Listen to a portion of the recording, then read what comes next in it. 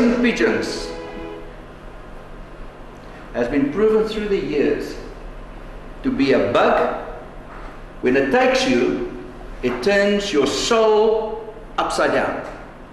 It turns your family upside down. It turns your household upside down because of a small little word that's attached to a racing pigeon, and that is science. The science of training, the science of breeding, the science of feeding, the science of medication, and the science of enjoying wonderful results from the sport.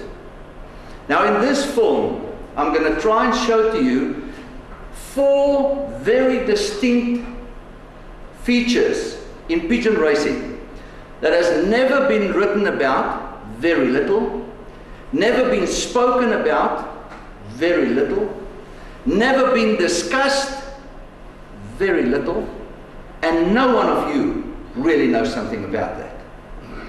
And that is what we want to take into the whole world, to give you the opportunity to select better pigeons. Pigeon racing comes down to 2 very important points, and that is underpopulation. The opposite, overpopulation and chaos. And the second point is selection, or anything goes. That's the choice you must make in your own loft, and that I'm going to help you how to keep your overpopulation low, your overpopulation, not mine, and the selection of your pigeons to the highest possible quality. Now what we brought with is films and photos that was taken in close-up and in macro work. Macro means as close as 2 centimeters photography, to show you things in a pigeon that you don't know about. That is utmost important in your selection. In front of us, we've got an egg. Now this story, when I started this study on eggs 3 years ago, started with that particular egg. That was the first photo I took. What happened? I've got a pigeon whose name is Pigeons. Now Pigeons in the year 2000 was the gold medal winner of the South African Homing Union. She was a good one. I bought her on a sale when someone passed away, bred off her, and then for a long time didn't breed off her. And then I thought to myself 3 years ago, I want to try and get some youngsters from her again. She laid 2 eggs. And when the babies hatched, by that time I was not interested in eggs. And everybody in the past wrote a little bit that you must select your eggs. And no one is doing that. 2 eggs was laid. The babies was run, all looked very beautiful. And when it was time to wean these babies from approximately 16 days older, the wing and the leg of the one side of both babies was crippled. And I thought, how is this possible? What do we do as a pigeon man? We go to the dirt bin, take its neck. We shouldn't say that. We just put it to sleep softly. That's the right term. Put it to sleep softly. That's what I did. She laid 2 eggs again. Unfortunately, the first egg had a very bad crack, and that was the second egg. And I thought, I want to see if the same is happening again. So I thought, why? This egg, if you can see nicely, is rounded on the one side and flat on the other side. Now the previous 2 eggs was like that again, also, but I didn't worry about that. And it's got roughness over there, over there, over there, over there, over there, over there, and I let the egg breed out. This is the baby. Exactly the same happened. The one side develops slower than the other side. And you know why that is? Because the egg was complete on the one side and flat on the other side. The baby could not develop inside. It's developing slower on the one side than on the other side. And there we took a photo of the baby with complete on the one side, normal, and the other side it had fluted pins. And I'm going to show you in a couple of more photos to the front that this happens over and over from the same eggs. Now, that egg was also laid in my loft. Very beautiful, shiny egg, very thick shell, but again round on the one side, flat on the other side. Roughness over there, over there, over there. And we let the egg breed out. That's the baby. Normal on one side, and a bit cockeye on the other side. Let's look at the next photo. Normal development on the one side, again fluted and behind on the other side. Now this is happening in your lofts. And you're breeding all these babies out, and you're putting them overpopulation in your lofts, and you're trying to raise them, and already they should not be there. That egg appeared in the loft. Remember, now I was on a mode of photographing every egg and starting to rate eggs, and you'll see a very interesting pattern occurring, and to see what the babies look like. And if I've got the egg and the baby, I could put the two together and prove to you that you should start selecting your eggs and not your babies. Have a look at that baby, and when it's ready, you can pass it back to me, and each one of you make your own assumption on that baby.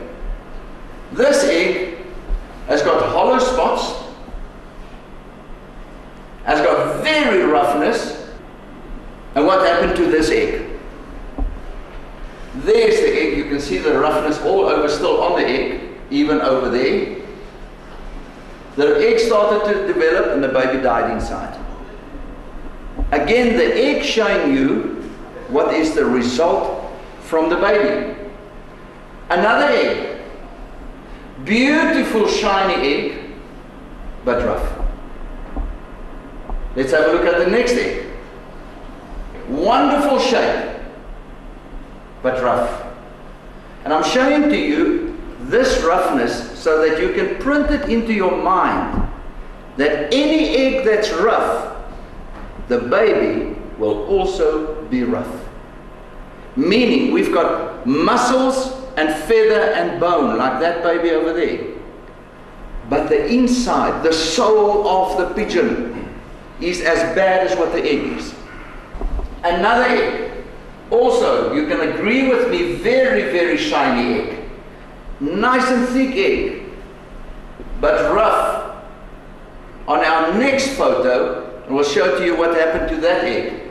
There's that roughness. Started to develop, died inside. We broke it open to show you that that particular egg is just as bad as the roughness out on the outside. There we've got another egg, which is nice on the one side, badly shaped over there, badly shaped on top, and flat on the other side. What will happen to the baby? It will be bad on the one side, like we've seen with the previous photos. And all of us is breeding these eggs out and putting them in the race loft and spending a lot of money on medicine. South Africa is a medicine pigeon country. Luckily, I've been cured from that to go work with more natural products, and it works just as well. And you've traveled the kilometers in tossing those birds and the effort in handling the pigeon, thinking it's a wonderful pigeon, and it's absolutely a dud. The egg should have been broken already. But we are so mad to get scorers and winners and to be on the sheet, the result sheet, that we're trying to ring every possible baby that's coming out in the loft, hoping that it might be a winner. And that is why the pigeon sport is so expensive, because we are spending a lot of money on absolutely no good pigeons. Let's go further. 2 eggs was laid. That was the one egg I've just showed you previously. The roundish egg. That was the egg next door. Nice and sharp point, right? Bad over there, bad over there. The top part quite nice. The shells of both of the pigeons, of the eggs, you can see, is very shiny. We want shiny eggs, but in the end of the day, both eggs was defected. Bad eggs. Now let's continue. This particular egg has got bad spots over there, bad spots over there, and stretched. And you can see it's a long, thinnish egg. Actually, both eggs that hen laid was bad. It was certain hens laying these eggs. Only certain hens. And certain hens was laying good egg after good egg. Now, let's go a little bit further back. You have bought pigeons on a sale. You have bought pigeons from a friend. You got pigeons free from a friend. And you're going to breed with them. How do you know which is the good breeder? Which hen is the good breeder? Are they having a look at the baby still? I'm watching my baby. It's worth nothing. We're breeding from these birds, and we continue, most of them laying bad eggs, and hoping by pedigree of the pigeon that we will get a good baby from it. In the meantime, that hen that you got could have been a bad egg. What are you breeding? You understand? Now I'll show in this video in particular the pigeons that you're paying a hell of a money for, the pigeons you are getting from friends and buying from friends and buying on sales.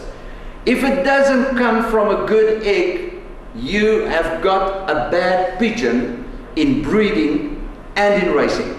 Because what I found, that bad hens in the 3-year period, the youngsters we already retained from stock, that we thought was wonderful pigeons on pedigree, the kids that we retained from stock is also laying bad eggs. So it came from bad eggs to bad eggs to bad eggs to bad eggs, except the occasional golden egg hens that you have. And many of them was born in this country and all over the world. The golden eggs, where both eggs are gold mines. And those are the babies that's running. After racing, if we go back, because we numbered the eggs, we dated the eggs, we put a classification on the eggs from a rating between 6 and 10. And it was all the high-rated eggs, the quality eggs, that produced the scorers. All of them. Not once did a bad egg ever produce a pigeon that races exceptionally good. Not score once or wins a race and you never hear of the pigeon again. I'm talking about exceptionally good pigeons. Because you don't want mediocre pigeons in your loft. You want pigeons that makes you happy, that was worth paying for, worth feeding, worth training. That's what your aim is. Now that egg is definitely not that, because we've got a stretch mark there, bad spots over here, bad spots over there. Let's have a look at the next egg. That's the other egg in the nest. A very white egg. A very thin egg. A stretched egg. And the small little darker sides there is where the outside layer of the egg is thicker.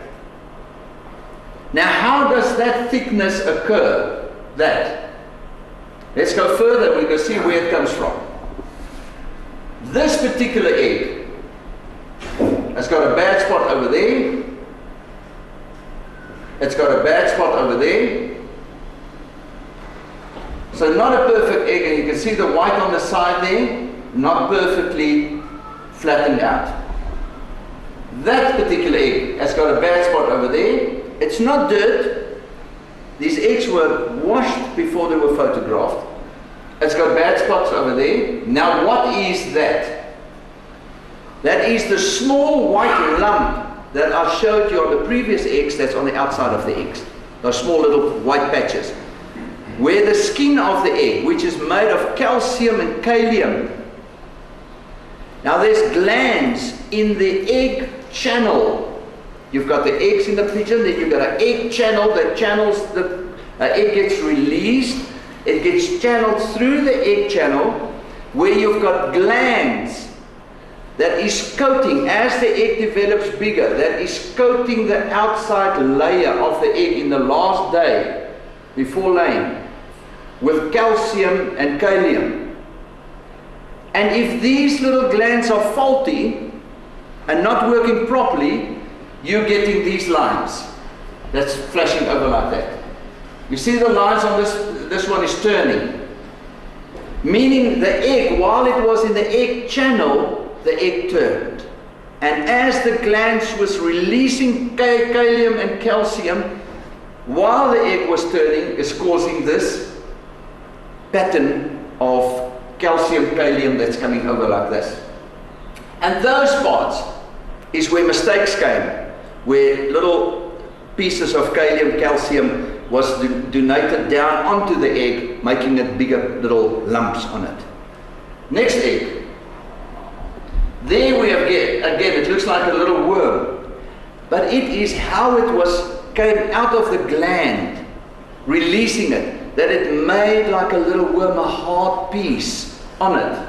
There's spots over there on top, there, and here was nice work done here by the glands, coating the egg nicely, but not sufficient, gives us bad spots over here. The pigeon will be just as rough as what this egg is, the baby. Now let's go to the next one. Have a look at how big it is there. Beautiful egg. A much better egg. Very little bad spots. There's a small one over there, very little, but then over there, and on the back side, that was on the back side of the egg. Remember, the sharp side of the egg comes out first, then the back side. This was on the back side, and a big part of it sitting over there. The baby will be just as bad as what that egg is. If you say that's about an 80% egg, I would say so, because it's beautiful over here, except for that part from there. That's the back side of the egg. Have a look over there, on that side. And there's small little bits all over the show, like a guy that cannot spray with a spray gun. And the egg comes out, and you're breeding it out, and the baby means absolutely nothing. Let's continue. Have a look at the patch over here. This egg has already started to develop, but right here, we've got a bad spot there, a little bit of bad spots over there, and there. But have a look what happened to the glands that's releasing the calcium and kalium. They didn't finish off the job. Have a look at the white patch over here. And that white patch goes a little bit that way. There, most beautiful, that's what we're looking for.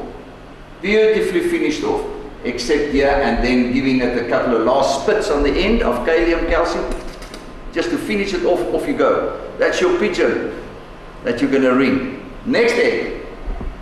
Have a look at this boykie. There. And inside the shell of the egg was a patch. Nothing on the outside. When we put the light underneath, there was a bad patch over there.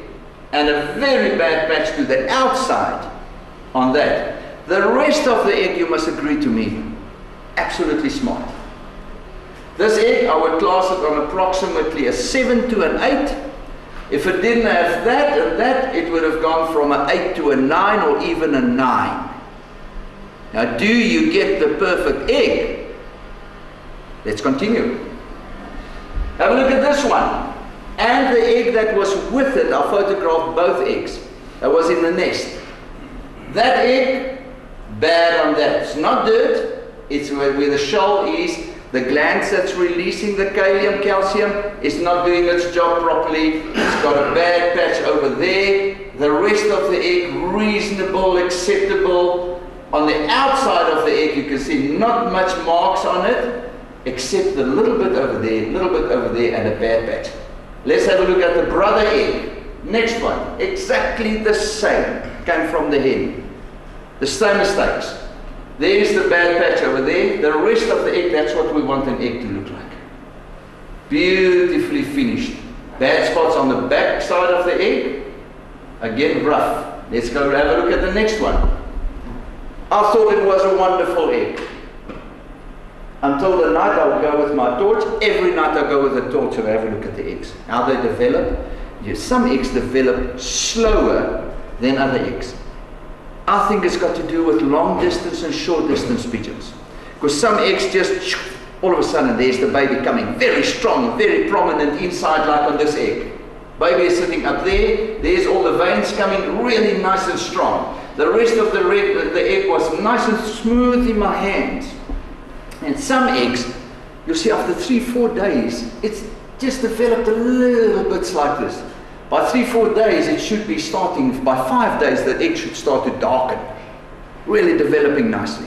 And I think that's got to do with slower developed long distance pigeons or absolutely a bad baby that's inside. Now, when I put it under the light, I saw inside the shell, you couldn't feel it and see it on the normal. As soon as I put the light underneath, there was the marks. I thought, how bad can this egg be? And how interesting is it that in the shell, it wasn't finished off nicely. And you will agree with me, the rest of it was actually a very nice smooth egg. Egg was broken. Not good enough. Next photo. Have a look at this boykie. To show you the thickness of the shell. Even a white egg. See where the glands were working, putting the calcium down? Very big spot over here. Right? White, very thin, thicker over there. And on that side where the yellow is, this egg is rotten, by the way, because as soon as the thing becomes very loose inside, it just floods the egg inside with yellow, and the egg is rotten, and there's the egg part and the rotten part, but to show you how bad the shell of this egg is. Now let's have a look at the next egg. That is the egg of the previous egg in the nest pan. Same egg. Also not developed at all, rotten. And you see also basically white. There's no thickness in the shell at all. An egg that will break very easily. An egg in the nest pan, some hardness underneath, will quickly just make a little hole in it. And the egg is no good. But the bad thing of all is, in the whole world, the people are breeding these eggs out and ringing them. And you are buying them on the sale. You're buying them on the race sale. You're racing these birds. You're wasting your money. Because they mean absolutely nothing. They come from bad hens. Now, just so by the way, if we've got a bad hen or a good hen, obviously the other side of the hen, the cock, you don't know what a cock is. Where does he come from? So I say the only way you can have a good, proven stock cock is to take a cock that was raced, that was proven to be successful, that's got stamina, that's got ability, that's got a will to win, a will to go home, and as on the score sheet, wonderful ace pigeon, double winner, single winner, or a long list of scorings. That should be your cock, because the cock has proven that the seed of it is valuable enough to fertilize a good egg. And your hens will show you quickly on the eggs that they lay, which are your golden egg hens and which are not your golden egg hens. You don't have to kill the babies. Break the eggs. Buy a torch. That's the back side, not the front side of the egg that goes out first. That's the back side. Beautifully coated on the side, and then when the hen finished it off inside in the channel, the egg channel, taking it, bad calcium, bad kalium. Work was done there. See? Meaning, if I must class this egg, I would maybe class it about also a 7 to an 8. The baby will be about a 70-80% baby. Maybe score for you once or twice, but in the end of the season, you will wring its neck. After it cost you medicine, training, feeding, attention, and you thought you got a wonderful loft of pigeons, you haven't got a wonderful loft of pigeons. Let's go to the next egg. Much better. Now I'm starting to show you quality eggs. Here they're coming. That guy is bad over there. The rest of the egg is beautiful, right? Little thinner there, but much thinner on that side. So the back side is clear, The glands did its work by filling it. You can see there's a little spot where it didn't fill nice, and there's a little spot that didn't fill nice. But the basic of the egg, that would be approximately an 80% egg, an 8. All right? And from an 8 upwards, that is the eggs that you should allow to be bred out. Because those are the pigeons that will carry your future. Let's go on to the next one. Again, beautiful egg, a small problem on that side. A small problem on the back. This egg I will still give an 8. Very nicely finished off, a little thin there, but the rest of the egg beautifully completed. Little bit of marks here where as it moved through the egg channel, didn't catch it nicely with kalium and calcium, finishing the egg off, but still good enough to be an 8 egg. Let's have a look at the better eggs. Small problem on that side, small there, small there. This egg a little thinner on the outside there. But the rest, you see how the egg was turning in the egg channel as it was coated? You can see the lines are coming downwards. This egg would also be about just under 8. 7 to an 8, maybe making an 8, because there's a good thickness on the egg as well. The thickness of the shell, which you can see over there. See? Let's have a look what the next one says. This becomes a much, much better egg. Little problem over there. Not much to mention.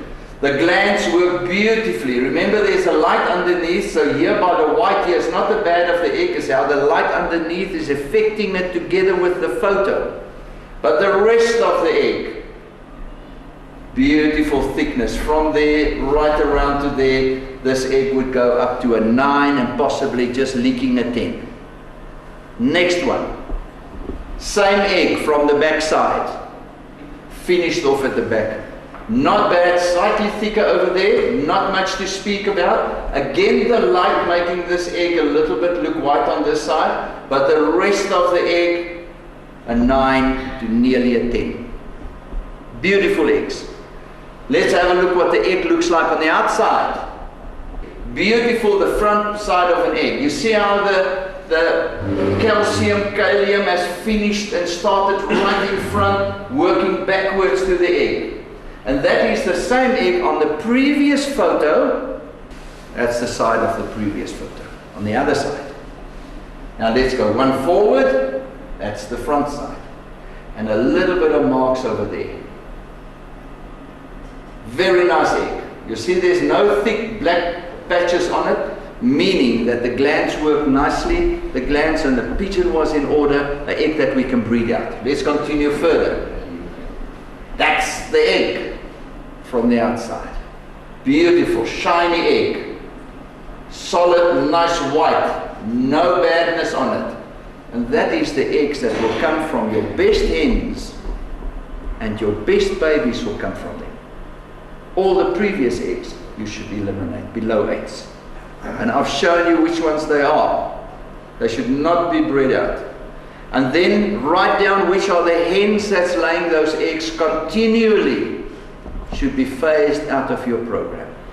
Because even if you breed from those hens that's got wonderful pedigrees that you bought on sales or from all over the world, the babies on that will be bad. That bad babies will again lay bad eggs for one generation further. And here and there, you might get 1 out of 20, 1 out of 16 that will be worth keeping. The rest will be bad. So if your ratio is 1 out of 16 in your pigeon loft, that's very bad. You should rather have 15 out of 16 your ratio of good pigeons by selecting the birds. Do you get the perfect egg? That pigeon's number is 12498. It's flown 2 years. My most consistent pigeon. Its nest sister was 9th best pigeon sample 3 years ago. 21114 is the number. That's 12498. That's the eggs it came off. She's now in stock. I just rang yesterday, day before yesterday, for Mr. John Stannard, a sales ring onto that hen's egg, because the eggs were also 9 to 10s. showing me that the parents lays the good eggs. The youngsters from their parents is laying the good eggs as well. Let's go one picture further, from the side. Do you get the perfect egg? Perfect egg. It does exist, and it comes from a good hen family.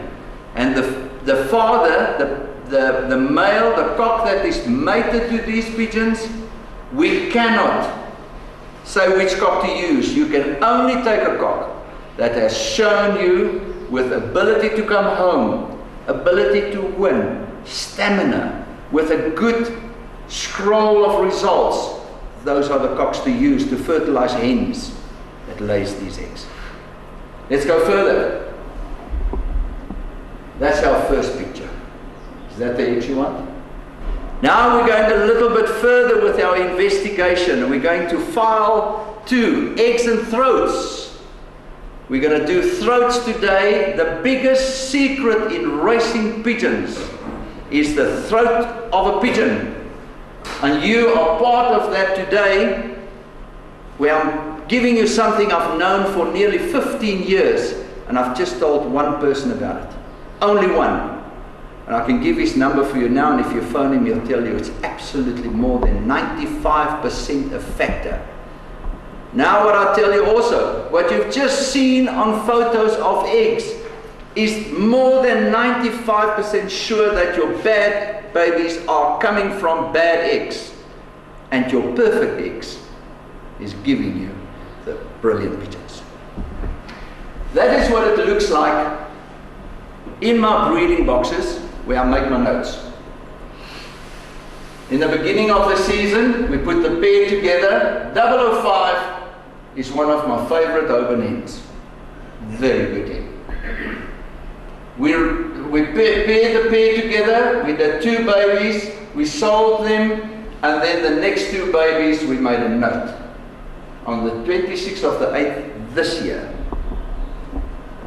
2 eggs was laid. 2 very good eggs. That was the 2 babies. There's the 2 babies. Have a look on all the dow that's on it, all the fluff, the yellow hair on it.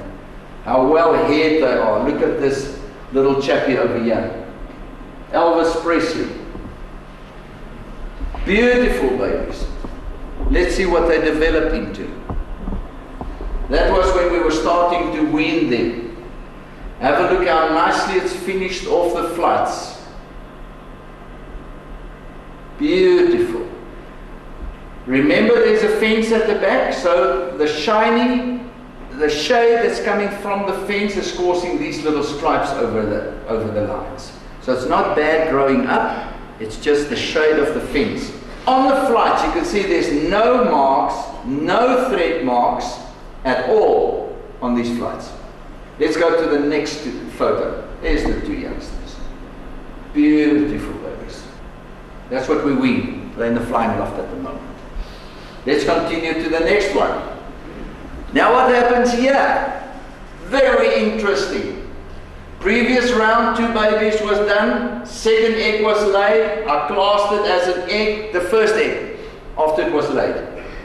Now, very important here. You cannot class an egg on the first night it's laid, because the egg must first dry out. You can only class it the second day. Because the first night, if you take it, you put a light underneath it, it shows pure white, very thin, as if this is really a bad egg. And when you see on day 2, you see the whole egg is dried out. You can see how the egg is thickened out. The calcium and kalium has done its job. It's formed beautiful. It's dry. You can say, now I can rate it. I rated it an 8, and the next day I saw, oh, Derek, you're a little bit bad on this one. It's a 7 to an 8. Second egg, 7 to an 8. Check the numbers, because we photographed the babies. 61 and 60. Let's have a look what they look like. That's their nest box. Look at the droppings here. Watery. Let's have a look at the babies. Number 60. It's a cockbird. You can see it because it's a little thicker keel. not badly developed. Let's have a look at the nest mate. Oh, it was lying on this side all the time. That side is not developing, the keel bone has gone over to the side because it's lying like this. Meaning not even a good skeleton system, a bone system to strong enough to hold and support the baby. There's 61. I already rated it on the eggs. And the previous two babies, two Hobans, I rated 10s, and they just turned out, because it was wonderful eggs that I had to work with. Let's continue further. Have a look what's coming from them. Thread marks. See? On there. Have a look here. Have a look there. Have a look there. You see on the feather itself, you get those little thread marks on the feather. Already coming from the bad egg. Let's go further. The other side. Thread mark over there. One right over there. That same baby. Thread marks. This is a red pigeon. Red baby. You see the thread marks over there? And on that side, on the feathers, coming from bad eggs. So we breed them out, take the photo of the egg, take the photo of the baby to show you it's coming from the bad egg. And then we pair a pair of pigeons together, which are tripped to Janssen. See, there comes Potjiekos again. See, Potjiekos, which was the best pigeon, year 2000, South Africa. We took her away after the eggs, placed another pigeon over there. That pigeon was run, one baby. That baby over there was the baby you saw in front, the first baby with the bad wing. The first one. That was it. So we put another hen there and 2 eggs was laid. Swak eiers, bad eggs. And I wrote there, break them later. Break later. 7. So I thought, hang on, let's breed the baby out. There's the baby. You see that baby hasn't got rings? It wasn't even rung. That's the baby.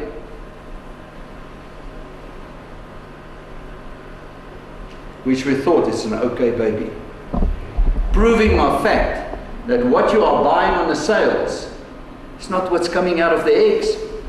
It's not what the eggs are. You are wasting money. That bad eggs turns out to be wonderful babies, in your opinion. But it's not. There's the baby. This baby. Have a look there. Have a look there. Now you can see why I rated the baby and the egg, a bad egg, as 7. Because the egg wasn't perfectly round. It was a rough egg that's not perfect.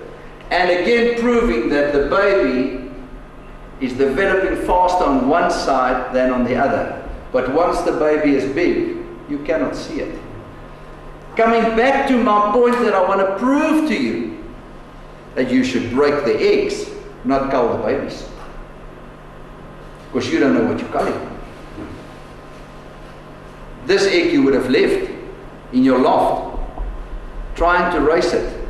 But that's the baby. Then we have 2 eggs here, which are 2 good eggs, 8s. To me, below that, very definitely, we are not going to breed out. 8s for me is a good egg. 9 is a nice egg, very nice. A 10 is perfect, and I've showed you a 10. And I've showed you the babies that's coming from 10. And they're coming from our best Hoban hen, 005. I trapped it. It was a hen that I trapped, and when I saw this hen, I said, oh, what a nice hen.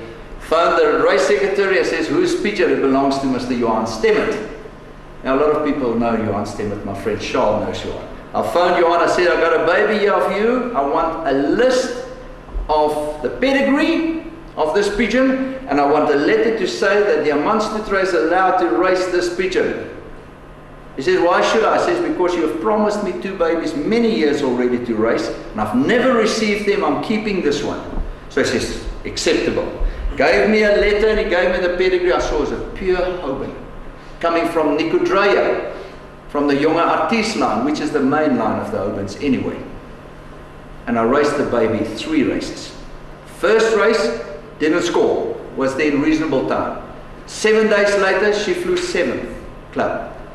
And the next weekend, 7 days later, she flew 5th club. Both scoring in the federation. I says, that's enough. I haven't got one Hoban in my loft. This is my first Hoban. And she proved it very quickly. She's a good racer, because she was a wonderful pigeon with a great muscle and wonderful feathery. And that was 005. They produced me those 10 eggs. And then I have 2 there, that's 8 eggs. Now let's continue further and we have a look at the 8 eggs. Now 8 egg babies, you can see the droppings are decent. Why are they decent? Because the eggs wasn't bad. The babies won't be bad. And it proves on what's going on in your nest. Then we have 2 lovely babies here. 2 good eggs, 9s. Very good eggs to work with. That's the numbers. Let's go see what they look like. Ha! Beautifully developed both sides. Right? A lot of little fluff still on the babies. Let's continue to the next photo. That's the other one. Beautifully developed. There's the fluff still. A lot of fluff on the babies. You see very nicely the yellow still on the body itself. They come from our very best Louvoter Trip 2 hen. And you'll see her eye, also the Louvoter Trip 2 hen's eye now. Every hen she produced was an exceptional racer. Every hen. There's the other one. 9 eggs. Well developed from our best Trip 2 Louvoter. To prove to you, good eggs produces good babies. And for me, if I look nicely, it's 2 hens, and every hen that she produced was a good racer. If you go to a pigeon closer to catch it with your thumbs up, the pigeon will try and fly away. Turn your thumbs inside, and when you touch the pigeon, just lift your thumb over it. You see, it won't fly away. The thumbs are the most scary point for a pigeon. That's my closing of eggs, and I've proven to you, without a shadow of a doubt, that you are breeding and you are ringing the wrong eggs. You should start making a study of the eggs. Write down, start to rate your eggs, and then from the eggs that you retain, ring your babies.